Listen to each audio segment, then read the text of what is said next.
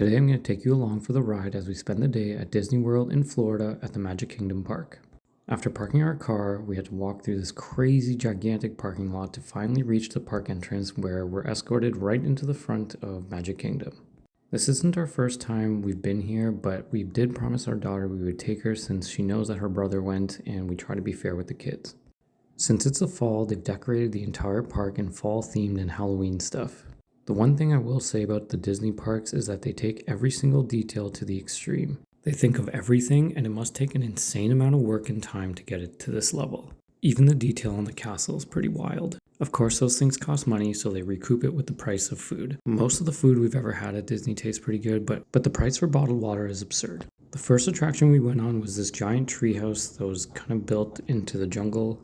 But of course there's no real jungle, so all of this is constructed, even the trees and the plants, which is insane. At first glance, it all looks really real. You can't really even tell the difference. Then we went on the Pirates of the Caribbean ride, which was very cool. It's more like a theater ride. It's very slow paced, easy for kids. It's not that scary.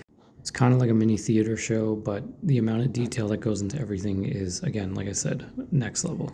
Even Jack Sparrow looks real.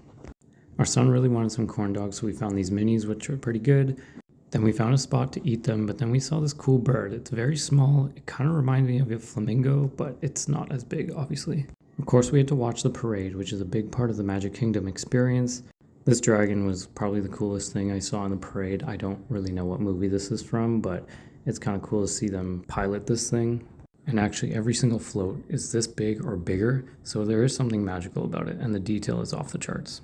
Our son is getting a little bit more adventurous, so we decided to take him on Space Mountain, and he was getting a little nervous in line, but then he realized after the ride that it was actually super awesome. At this point, the sun is about to set, and we've been there for about 7 hours, and we just had dinner, and we're just sticking around to see the night parade, which is a showstopper. Also, I think Disney might be one of the only theme parks that still has gas-powered go-karts. It was very cool to see that, and that they didn't convert it to electric yet. In my opinion, the nighttime parade is a little better and more fun to watch because all the lights. But my favorite part of Magic Kingdom is always the fireworks. I know it's the same show every time you go, but every time I've seen them, I've never been disappointed. The grand scale of these fireworks is crazy. What's your favorite part of Disney? Let me know below. Thanks for watching.